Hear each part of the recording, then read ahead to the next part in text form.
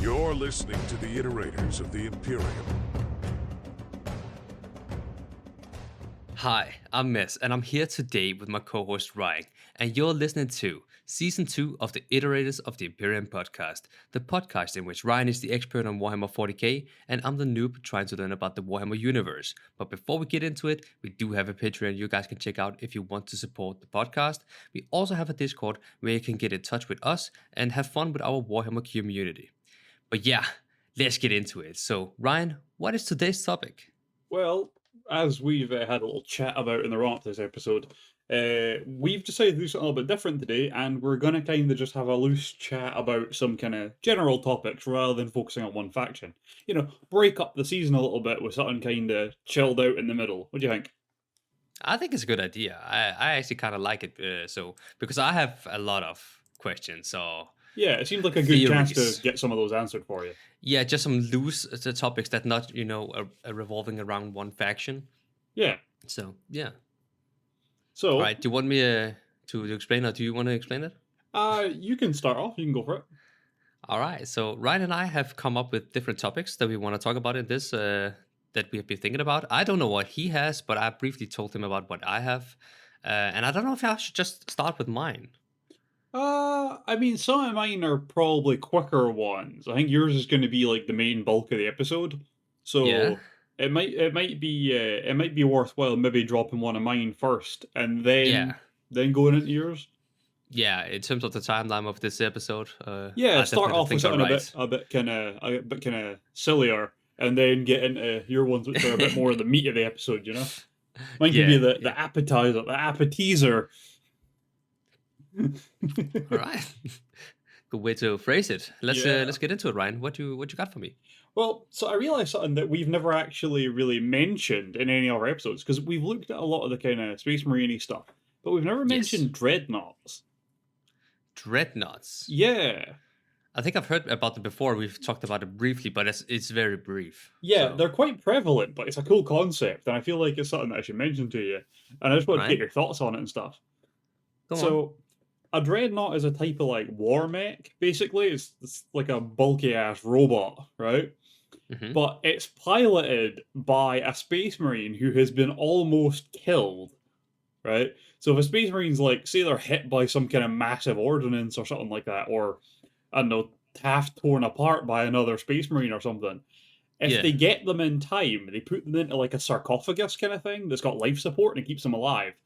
Yeah. And then they just load this sarcophagus into one of these big war mechs so that that half-dead space marine can just go back into the battle in this giant robot suit. What? And they live inside of it now. There's life Yeah! support for them. They can't get out. No, they can't get out. They're stuck there forever until it's destroyed or they die.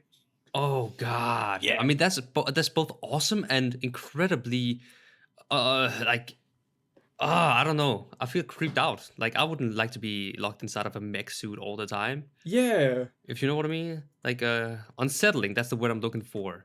But still awesome, you know. Yeah, it's very cool. They have loads of different weapons and stuff, like big axes and sword or chain swords and claws and stuff. They're cool. Yeah.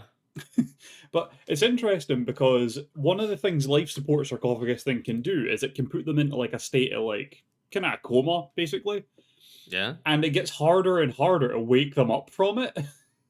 Okay. So there's people that have been in these. I think the really long living ones are called venerable dreadnoughts. Ones that have been like dreadnoughts for ages, like literally millennia. They end up venerable dreadnoughts, and there's some of them that have been like this for so long and been like in these comas for so long that they become almost impossible to wake up or to control sometimes. There's Wait, one. is it controlled in the way that they go rogue, or what do you mean? Yeah, they kind of go a little bit berserk sometimes. It's like their mind wears down and kind of like weakens and stuff. They kind of lose their mind a little bit from being Yeah. in this state for so long. Yeah, I mean, I could imagine. Oh That yeah, would it do would it have to a some great- rough effects on you. Yeah. All right. There's one in particular I actually wanted to mention to you because it's really cool, right? So, in like the 41st millennia, right? So Yeah. this is before the fall of Acadia, but you know, still, or is it before the fall? I don't know. Anyway, it doesn't matter. Right. So there was a bunch of space wolves just doing their job, and they came across a venerable dreadnought on this random backwater planet that's just Arctic. That Yeah. none of them knew who it was, and he was basically berserk, and they were just like, "What the hell? Why is there like a heresy era dreadnought on this planet?" And they've never been able to find out who the hell he is or who he was. But it's just this like 10,000-year-old dreadnought they just found wandering a random Arctic like hellscape that is now called Murder Fang. That's oh, I've heard that before. But I actually have a question for you, right? Because you say that they can't identify him, right? Yeah. Like, are all the dreadnoughts mech suits the same? Like, aesthetically, are they all looking like the same thing? So vaguely, right? There's a lot of them. Like the mass majority will be mass produced, so they will be the Hmm. same. Possibly just with like different weapons changed as standard for each chapter or each legion and chapter. Yeah. But like all Space Wolves ones will look basically the same, unless they're a different type of dreadnought. But the main majority will be the same type. But the thing is, usually they can find out who's in the sarcophagus by like checking it, because it'll have like serial numbers and shit that'll be linked to Yeah. databases. Yeah. But they can't find any record of this guy. They have no idea who the hell he was. Oh, in that direction. But I thought it was like, surely when the mass produce them, they have like a number on them printed. Yeah, basically, yeah. There should be some record of who the hell is in this thing. The thing is Yeah. that there will be, say, there's like 1,000 Space Marines from the Space Wolves that are in these dreadnought sarcophaguses, right? There Yeah. might only be like 500 functioning dreadnoughts or something like that, and they just swap them out for whatever they're doing because some of the Space Marines were better at different things, and they don't want to keep using the same ones over and over because No. if they don't wake them up once in a while, they can become impossible to wake up. So they do tend to switch out who's in the chassis. Huh. That's What yeah. what happens to them though? I mean, I think I know what happens. It's Warhammer. What do you mean? What happens to them? Like told me they're half dead. Yeah, aye. It's Right. ones that have been like hit by massive explosions or gutted by monsters and stuff. Yeah. Once your And the intestines are ripped out, you can only heal so much. that's what I mean. And if the suit is life support to them Mhm. and they chuck him out of it, surely, So like surely. it's not the big war mech that's the life support. It's like the sarcophagus thing they're held in has the life support, and it just gets plugged into one of the big war mechs. Ah, okay, like that. I thought it was Yeah. like one whole entity. No. It's like it's like putting a pilot in like a Gundam suit, except the pilot is Yeah. in a stasis thing. Yeah. That's all Okay. it is. Okay. That makes more sense now. Yeah. So, yeah. But yeah, I realise we've been kind of talking a lot about these kind of topics, and we've never actually mentioned them properly to explain what the hell they are. And I thought, you know what, this is a good chance to mention that because Yeah. they're around. They do stuff. Yeah, and that's the benefit of this particular episode. Like we Yeah. could just, talk about loose topics that doesn't have to specifically be around one faction or, Yeah. just yeah, I like it. All All right. right, so what more you got? Oh, what else have I got? Ooh. Right. This is one I found really interesting. Right. So there is a book called Valdor, Birth of the Imperium, right? And Uh-huh. it's just about Constantine Valdor, the guy who was in charge of the custodians right at the start when the Yeah. Emperor first started off. And in that book, it's set during the period where the Space Marines are first being made, and the Primarchs are like scattered across the galaxy and all that kind of stuff. It's right around that time. Yeah. And in it, there's a woman called Amar Astarte, who is the woman that she's a geneticist who made the gene seed for the Space Marines. That kind of genetic template that they can use to make all the ones in that legion the same. Yeah, you talked briefly about her before as well. I do remember it. Yeah. A bit. So she was the geneticist that like kind of sorted out making that template basically. Yeah. And it amuses me that they went with that name for her. This is the thing, right? Because her name is Amar Astarte, right? And she's the one that finalized the Astartes program. But Astartes is a Latin word for the stars. So it's weird that they were like, oh yeah, let's pretend we named it after her, like, but you didn't. It's just Latin. Because all the Adeptus whatever, it's just Latin names for things. So like Yeah. the Adeptus Arbites, which are like the police on Terra. I'm sure Yeah. Arbites mean or arbit or something like the root of the word Arbites is Latin for judge. Yeah, and Adeptus Mechanicum is like, Yeah. Adeptus Custodes. Custodes is the Latin word for guard. yeah. I'm So- actually, wait, what is the Mechanicum? Is that like just wait. I assume it just means mechanic. Yeah, I was like thinking about that. Yeah. Now that I just think about it, Latin. Yeah, that one's a Oh. pretty on the nose one, but yeah. I found that interesting that for some reason they pretended that they named this one after her, but they definitely didn't.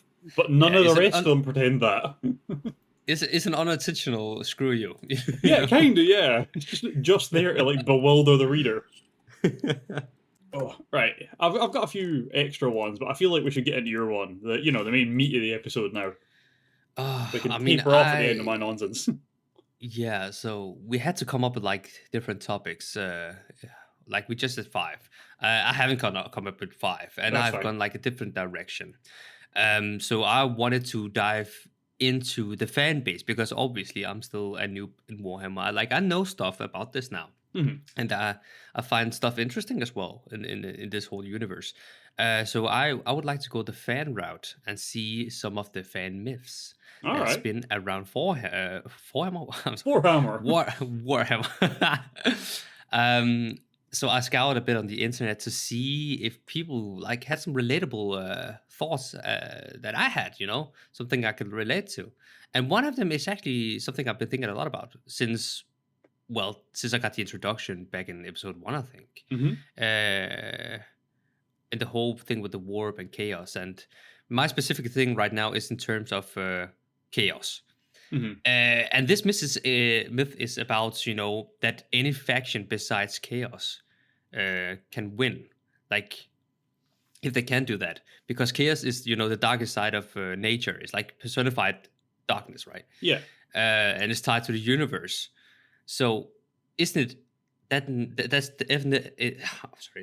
inevitably going to win no matter what, right?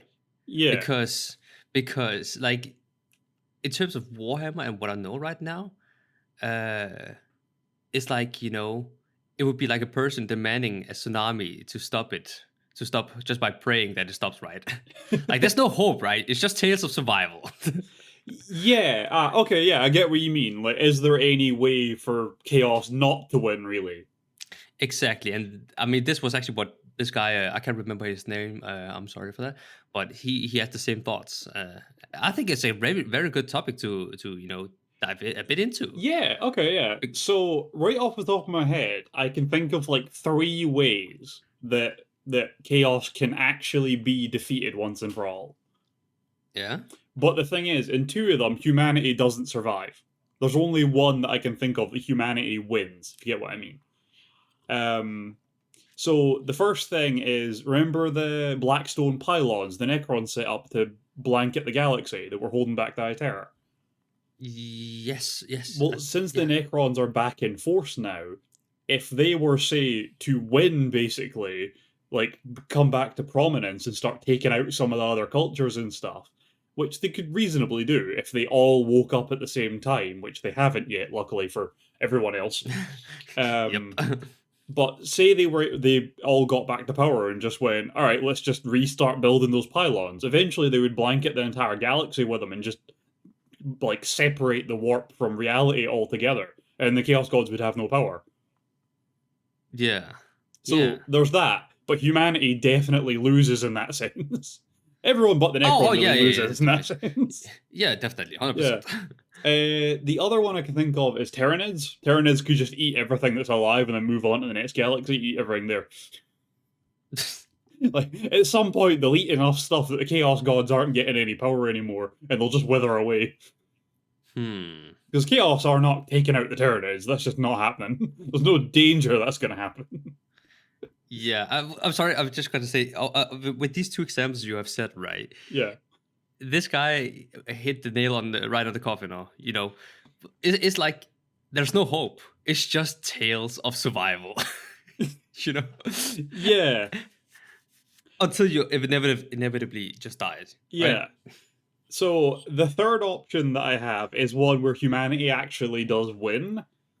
Yeah. So, you know how the Emperor could see the future, Yes. right? Which is obviously a pretty big detail, because a lot of people are like, well, how didn't he see Horus's treachery coming? And you're like, Mhm. okay, the Chaos Gods could have, like, blinded him to that. Like, Zinj could have been sitting there going, don't show him those futures, right?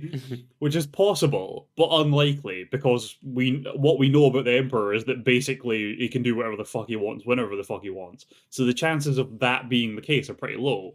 But the way everything's worked out make it seem like the Emperor genuinely didn't see it coming. But I'm a big fan of the idea that actually every single person in the galaxy is like 18 moves ahead of where they think they are, right? Like there's one of those with Alfarius and stuff like that. But I like the viewpoint that actually the Emperor saw the future and was like, okay, possibilities. I'm gonna try and do the Webway like project so that we don't have to use the warp to travel anymore, and the Chaos Gods can sod off, and then everything will be fine. And then Magnus got involved and derailed that possible future. So I think that Ah. the Emperor set it in motion everything that occurred over the next 10,000 years, right?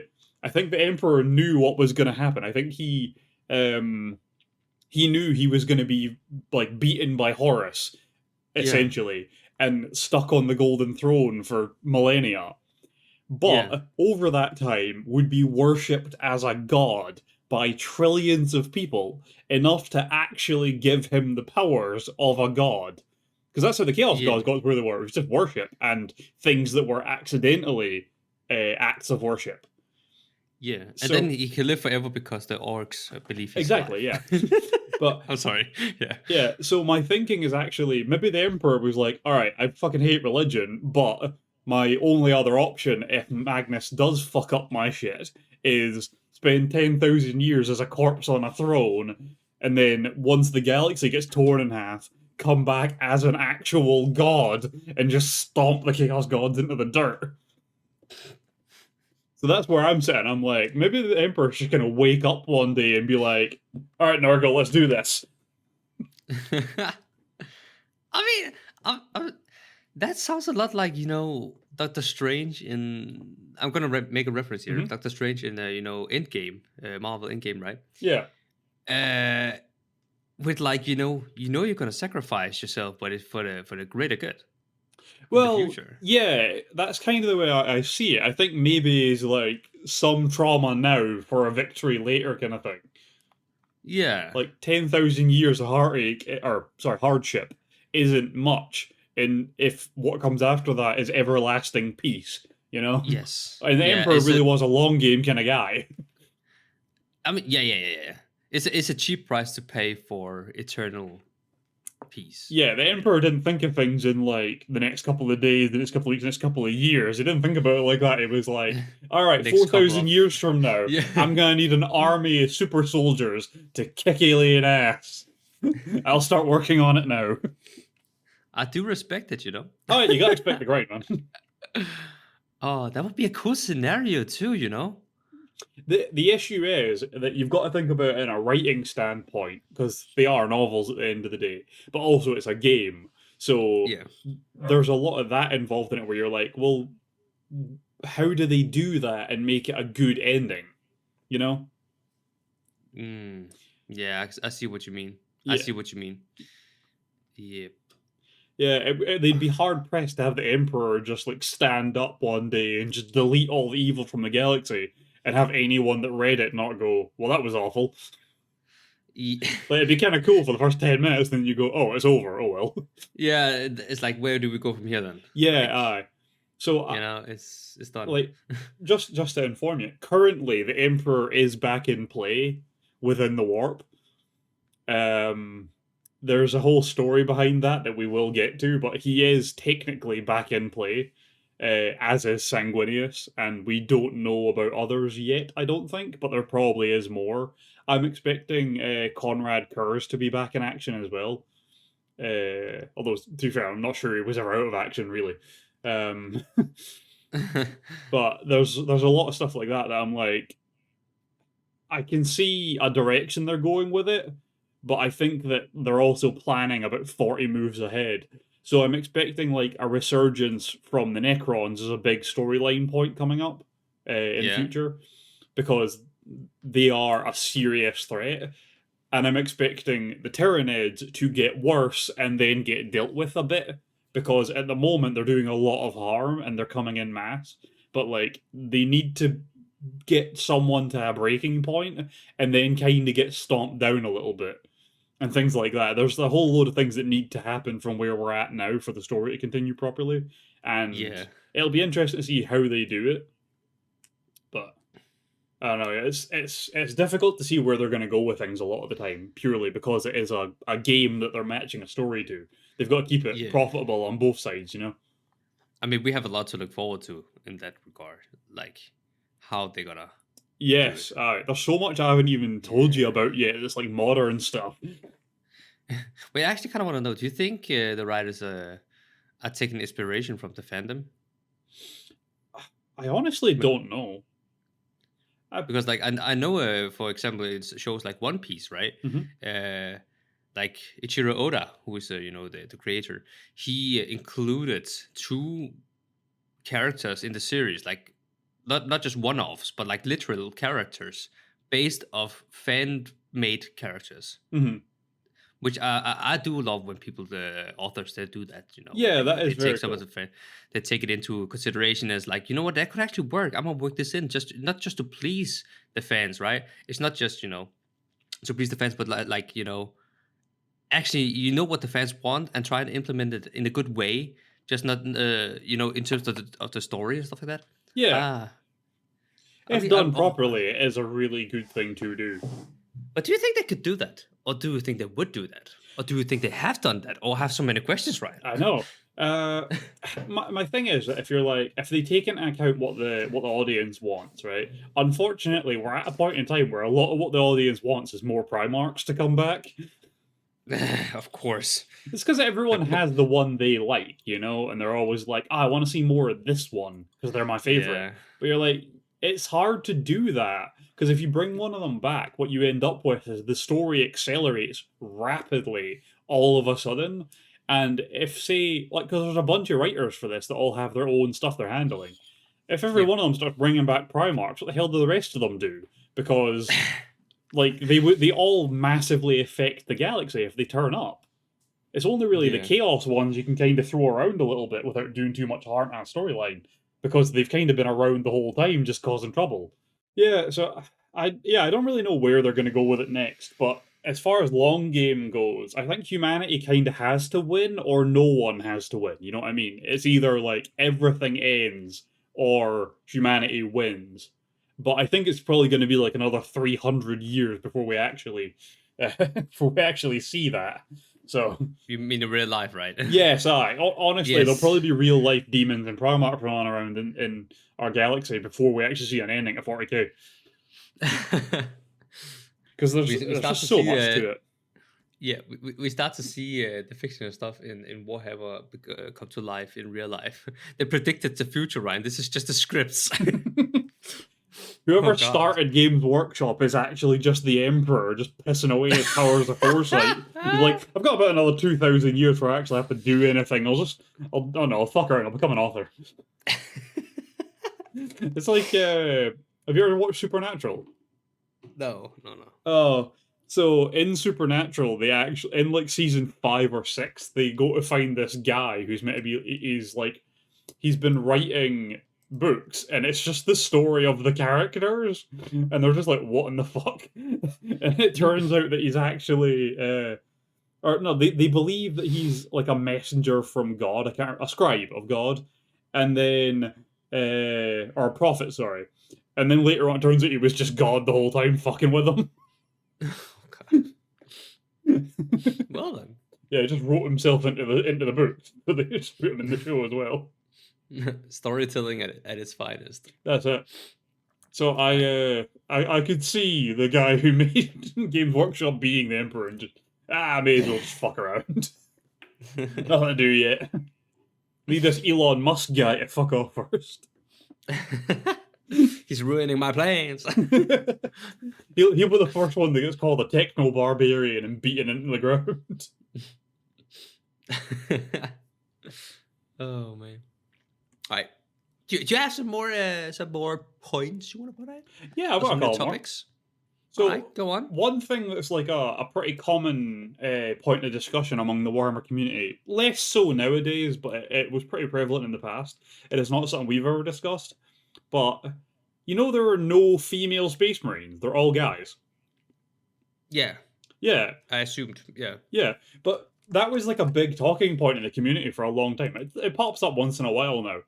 And to me, it seems pretty obvious that it's because they're built off of the Emperor's genetics. You know what I mean? It's the Emperor's genetics into the Primarchs into the Space Marines. Yeah. So I don't know much about genetics, but I'd argue that if you go with a whole other gender, you'll probably see some issues if you try to rewrite their biology. Yeah. Like, I can see what that. It seems like it's just opening up room for things to go wrong that wouldn't necessarily be there. Yeah.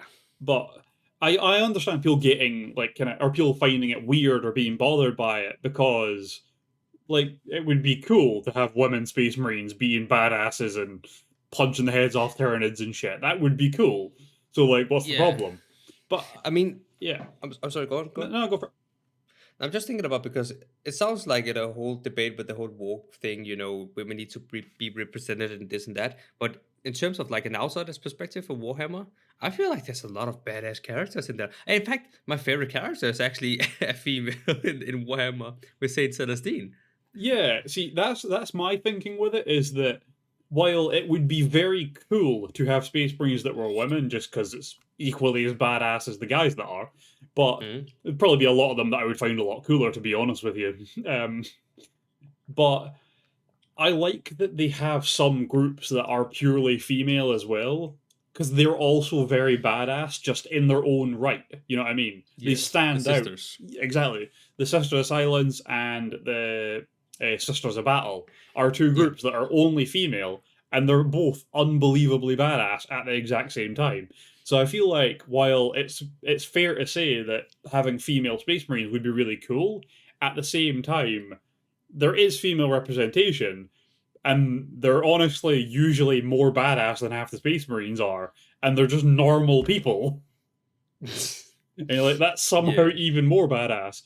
I mentioned in our last episode, Alea, Tano Alea, the Sister of Silence, she fights alongside one of the custodians, and her whole character arc is just her being a fucking badass and not giving a fuck what anyone says, and it's amazing. She's my favorite character. Of course. Well, you have said that about around I have so 50 many characters. I know, I have so many. There's 50 characters you have said, and it's my absolute favorite Warhammer. Okay. Now, to be fair, just on that point, I actually think overall, top of the chart, my actual favorite character is Belisarius Cawl, just because he's mental. But I have a few that I'm just this character is everything I needed them to be. Yeah. And some of the Sisters of Silence are just fucking incredible like that. Oh, they are. Oh, by the way, I just clocked something. Mhm. My two favorite characters, my favorite one being Celestine, right? Mhm. And my second favorite being Sanguinis, if you remember. You got a thing for wings.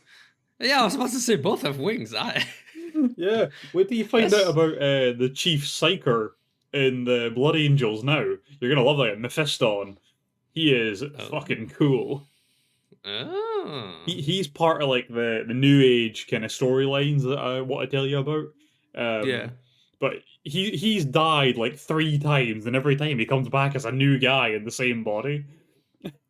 Okay. I mean, he fits the scripts with Celestine then. Yeah, I'm sure the first time he was one of their librarians, and he got crushed in rubble or something like that, and they dug him out, and he was just hanging to life. And the guy that dug him out was calling his name, and he just really quietly my name, that's not my name. My name is Mephiston, and he's just all right, you can be whoever you want, big guy. Let's get you out of that rubble. And from then on, he was just Mephiston, just a totally different guy. But he was a much more powerful psyker as well. And then he ends Yeah. up like the chief librarian, so the head psyker for the chapter. And then it starts to turn vaguely evil and kind of like he's corrupted, but he's still doing everything he should be and not doing anything evil. He just kind of comes off quite creepy now. So they, oh no, he uses his big crazy psyker powers and turns a bunch of the blood angels around him at the time. So they go into like the black rage all of a sudden. He induces it in them just by using his powers. So they're like, well, we can't have you around anymore because that's bad. So, as like a penance, they do the Primaris surgery on him and turn him into a Primaris Marine. And he dies during it, sees Sanguinius, and comes back as a third guy, Oh my even God. more powerful. I should have seen that What the coming. fuck is going on with this man? Yeah, I'm looking forward to that. He's so cool, but I feel like he'll be your third favorite because he has wings sometimes. Yeah, I don't know. I might just have a thing for wings, man. It's I worry about I your don't know. search history then. Well, Sanguinius Rule 34. hey, I bet that's a deep well, isn't it? let's not get into it, right? It's not that kind of episode. No. But yeah, all right. I have another topic for you, right? Go for it. Or another myth speculated by the fans. I'm just sitting in Quora, where people are like, there's a lot of stuff we could touch upon. But one I found Quora. especially, is that what's it called? Yeah, it is. It's a really stupid website. I love it. Yeah, I mean, in terms of the fandom, it's out there. Okay. Yeah, just no one really uses Quora, so I love it when it turns up and just happens to be good. You're like, where did this come from? Yeah.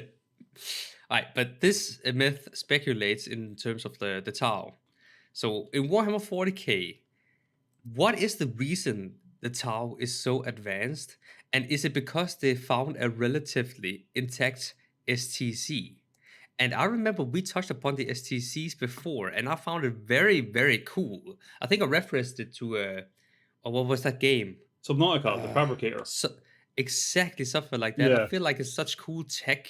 I like the like the lure about the STCs and stuff like that. Yeah, it's very cool. So what do you think, Ryan? Do you think there's something in it? Possibly. The thing is that the Tau were kind of getting like pretty advanced. Like, so the rate humanity has advanced through technology sometimes is really quick and sometimes is quite slow, right? So I think that the time between like the Bronze Age and the Iron Age is actually weirdly long, but the time between like getting a plane and getting to the moon is like 50 years, right? So humanity's history, our rates of advancement change drastically depending on when you look at. But I believe the Tau, once they started advancing, basically just kept going at breakneck speeds. So Yeah. that being based off of something like finding or a relatively intact, at least, STC is something, but their technology is like vastly different than anything humanity has. So it makes sense that actually they just had a really good way of advancing their own technology and just kept grinding through it. Because the weapons they carry, the armor they have, stuff like that, it's quite different than what humanity uses. And the STC would be purely human stuff. And it's not like they even have like the same kind of basis, you know? But yeah, it could be something like that. There is like a rumor in the community that's vaguely touched upon in one of the books. I believe it's the Primarch's book. It's actually just called Primarch's. I think it's that one, in which you see like this laboratory it's been used for like dissection and stuff of aliens, and in it there's like a vague footnote that it points in the direction that possibly the Tau were created by the Eldar. Okay. And the Eldar are massively technologically advanced compared to humanity in a lot of ways.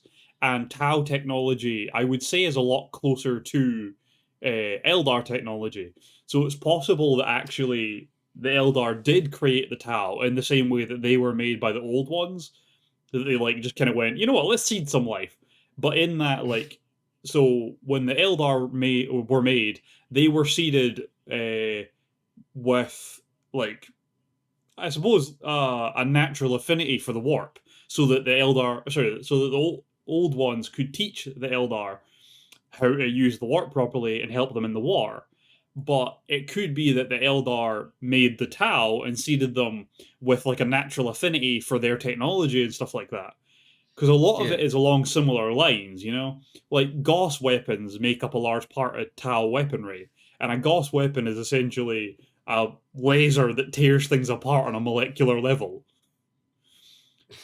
But, wait, is that? No, they do have technology that does that. I don't know if the Gauss weapon's the name for that. Regardless. I might be using the wrong name, but for the right technology, if you know what I mean. Yeah. But regardless, that technology is quite similar to what's used in the Eldar guns, because they use the shuriken guns, which have a mechanism in them that like cuts off a molecule thin layer of like ammunition and fires it. So if you take that technology and just make that the weapon instead of making it produce the ammunition, you would have a gun that just cut at a molecular level. You know? Yeah. So you're like, actually, I can see a link between Eldar tech and Tau tech, but there isn't as closely one between human and Tau. So I would lean more towards the idea of it being that actually the Tau did come from the Eldar, and that's why they're as advanced as they are. Can I just speculate here? Yeah, go for it. Build upon of this, right? Mhm. So what if the Tau has a bit of both of, best of both worlds? Mhm. Such kind of situations. Can it combine going them with together? this. Kind of. Mhm. Yeah. What is if that could be the case? So they have the blueprint and the resources and the technology, everything going for them. And that is the reason why they are advancing so fast. Honestly, it could be that very easily could be something in it. I don't really know is the problem. There's a lot about the Tau that's kind of like shrouded in mystery still in a lot of ways. Like there's a Yeah. lot of their history that isn't very well fleshed out. There's like some gaps and stuff, but then a lot of it is also extremely fleshed out. It's weird. It's an odd thing. So there is the possibility that could lie in there somewhere. But the other side of it is it could just be lost to history for them as well. Maybe they don't even know. Yeah, Yeah. true.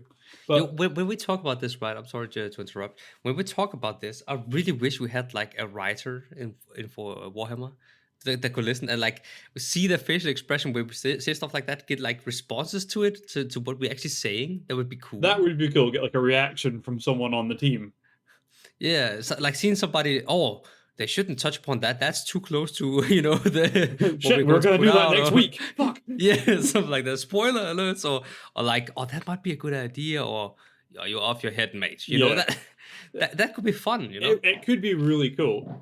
Another problem though with us talking about this is that the Tau aren't a culture that I've like particularly deep dived into the books for. So Oh. I don't have like a huge repository of knowledge on the Tau. They're not a group that have ever like particularly grabbed me, unfortunately. Oh, Yeah. I mean, they kind of grabbed me, and I read a bit about them. So Yeah. maybe I have to teach you at some point, right? You know what? Tau episode, you can lead. Deal? You know what? Screw it. Yes, fine. I'm Yes! fine. Or like a Tau section where I can talk. Maybe not a fully fledged episode, okay? But Yeah, I that'd would be actually fun. be down. Yeah, that'd be cool. Alright. Alrighty then. Do you have any more of these you want to go on to, or do you want me to throw out another one first, or what? I mean, that was kind of my take on the whole two myths that grabbed my attention at least. Alright, So okay. yeah, you go on. Alright. So I do have one that I don't know if I've ever mentioned to you. I may have mentioned it at some point, but I found it really interesting. Do you know that each of the Primarchs are actually based on an aspect of the Emperor that they embody? No, I don't think so. Yeah, it's quite cool. So, Yeah. so for example, Gilliman, right? His whole thing is like running everything perfectly, right? Which is like the administrator side of the Emperor, right? Yeah. And then you've got like Angron, who is just an unbelievable brute force berserk warrior, which is the warrior side of the Emperor.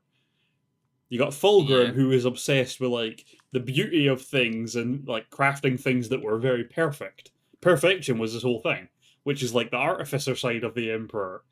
Yeah. Lionel Johnson is the general side of him, the kind of military leader side of him.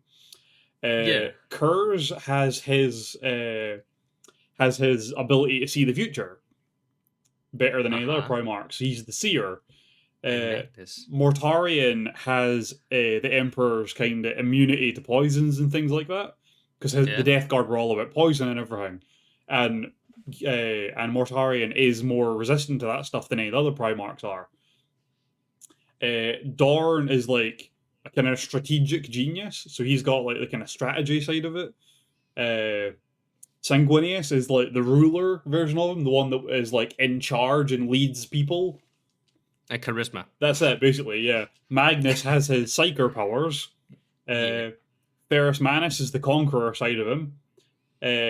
Vulcan is the immortal part of him, because he actually is immortal. Yep. Yeah. So they all have like a different thing. Perturabo's whole thing was like being aware of fucking everything. Wait, what about Horus? Horus is the diplomat. Ah. Yeah. Lorgar was the preacher, because obviously the Emperor preached the imperial truth. Lorgar preached the Emperor was a god. So Corvus Corax is like the vigil version, vigil section of him. Khan is the explorer. Lehman Russ is the executioner side of him. And Alfarius is like the sentinel one, the one that's like, you know the idea that the Emperor's like, I can't not be here. I have to keep things on track. I have to be around for this. Otherwise, everything's going to fail. Alfarius kind of represents that, because his whole thing is like, everyone in the Alpha Legion pretends to be Alfarius half the time. So they never know if they've actually killed him or a clone. But because of that, Alfarius will literally always be there, even if the actual one dies. Yeah. But it also makes it nigh on impossible to kill the actual version of him. So he kind of represents the kind of, like, the side of him that has to stand sentinel over his empire. Yeah. Which is quite cool. That's pretty cool. Yeah, I never realized it until later on. But yeah, they all, like, represent a very particular aspect that the Emperor also embodies, usually to a slightly greater degree. Yeah, I do actually like that a lot. Yeah. That's... all right, it makes so much sense when you think about it. I can't wait till we do a season that's just about the Primarchs, and I get to tell you all their stories, how they started out and everything. They're so good. Looking forward to that. It's gonna be so good. It's season 3, please. Like, I can't wait now. All right, fine. We'll do season 3. Can be that. Fuck it. Yes, let's go. That's good. I'm excited for that too.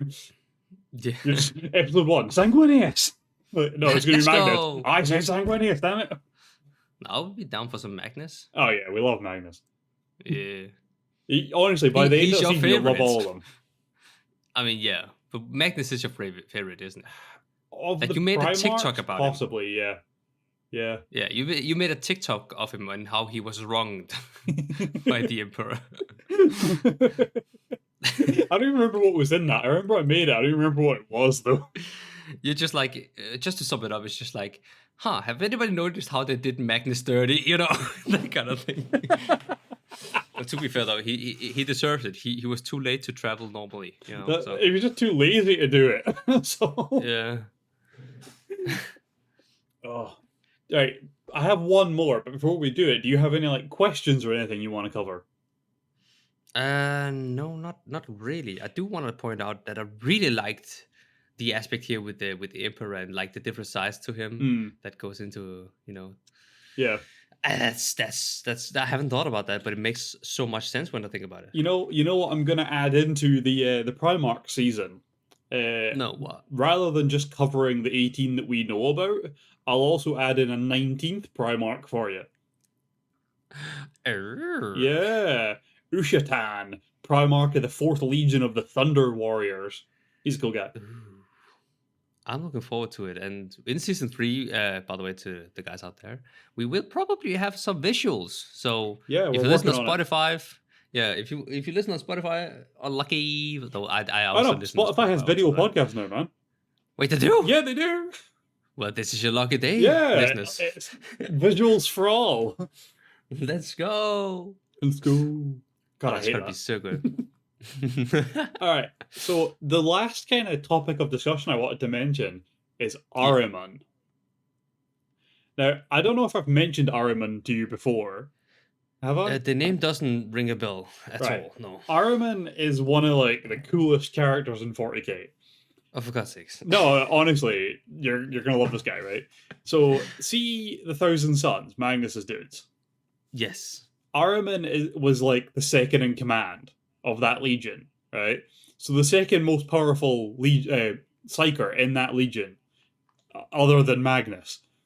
And after the whole heresy thing, and they got banished to the warp and like hooked up with Zinch and all that stuff. Obviously, a bunch of their space marines were suffering from the mutation that was part of their legion, and being inside the Iterators was making it rapidly worse. So to try and save them all, he stole information from the Book of Magnus to try and like create a spell that would fix it. And I'm going to tell you now, Magnus couldn't fix it. So why this guy thought he could, I don't know. That is beyond me. Yeah. But he got a bunch of other like high up kind of members of their legion, not chapter, and convinced them all that they had to do this without Magnus knowing, because Magnus was against it. He did take it to Magnus. Magnus basically told them to fuck off. Yeah. And they all got together and cast this spell. And basically, every Space Marine in the Thousand Sons Legion that wasn't a member of the group that were casting the spell were turned to dust inside their armor. Just Oh God. yeah. So now they all just like work like automatons. That if you have their name, you can call to them telekinetically or no telepathically, and give them commands, and they will follow them. So you can be like, "You two stand guard," and the two of them will just stand guard and gun down anyone that comes near them. Right? Or you can be like, "All right, you five, go murder that guy." They'll go murder that guy. Yeah. Or make me a coffee. Yeah, exactly. They'll do it. It might take a while because I think their hands are a bit too big for normal cups, but like they'll manage it one way or another. But they have like no personality, no like consciousness of their own. Yeah. And the spell was called the Rubric. So the Marines of the Thousand Sons are now called the Rubricae, or Rubric Marines, which is very cool. And there are, as it stands, I believe 4 books about Ahriman, and they are honestly incredible. They are fantastic books. But his whole storyline is just him trying to fix it. And usually fighting against Magnus while he does it, because Magnus still hates the guy. After what he did, Magnus magically banned him from their homeworld, so he physically cannot go back there. Oh God. Yeah. That's just a bit harsh, doesn't it? Well, no, he fucking disobeyed him. He's lucky he didn't just kill him. Magnus could have just stomped them into the dirt and that would have been the end of it. Magnus is a merciful guy. I am a merciful god. I won't kill you, I will just banish you. Just exile you. Yeah, I believe it's the first book is Ahriman exiled, and it starts off with him just like he's just totally forgotten who he is, and he's just this really meek, worthless little like runt of a guy among a crew of like Chaos Marauder Marines that are all just nut jobs. And then the stories follow him basically getting back into power and finding out who he is, or realizing who he is again and everything like that, and just becoming an absolute beast of a man. It's fucking awesome. I'm very excited to do an episode about Ahriman's actual storyline, because it's very cool. Yeah, I'm looking forward to it. Like, during the 13th Black Crusade. Yeah. So, like, the first episode is the Fall of Cadia. The second episode is, like, the Eldar that are with Yvraine and the Yunari and all that stuff that have the new god that can bring stuff back to life. Yeah. In that, they actually get attacked by Ahriman and a bunch of his Rubric Marines while they're in the webway, and the whole point is Ahriman is trying to capture them and stuff like that, so he can find out their secrets of rebirth, because he thinks that their new god might hold the key to returning the Rubric Marines to life. Yeah. And while they're fighting, Yvraine's just like, you know what? Fuck you, fine, and brings like 4 of them back to life, and then just throws them off a bridge. So Araman's like, fuck, and like chases after them off the bridge to try and save them. Oh god. It's like, we're not gonna fight you, we're just gonna bring you back to life and throw you off a bridge. It's really funny. There's like 4 Marines that are just like, what the hell happened? What is going on? Where am I? As they're now falling to their death. It's great. Oh god. Yeah, his whole storyline is just carnage. You know the Harlequins, how they like have a Yes. secret realm in the webway that's just for them and their laughing god. Yes. Well, that realm is a labyrinth, and right at the center of it is the Black Library. And the Black Library holds like all the secrets of everything ever. And in it, there's a book that is like bound in all these crazy magical seals.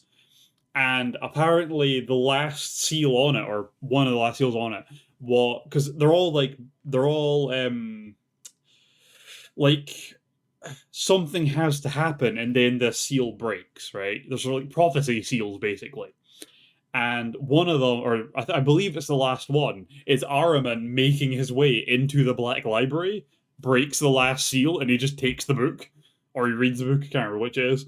And the book apparently has the secrets to fix the Rubrique, but it also just holds like all the other information you'd ever want, basically. So I think Araman now has that, or at least has the secrets of the Black Library now.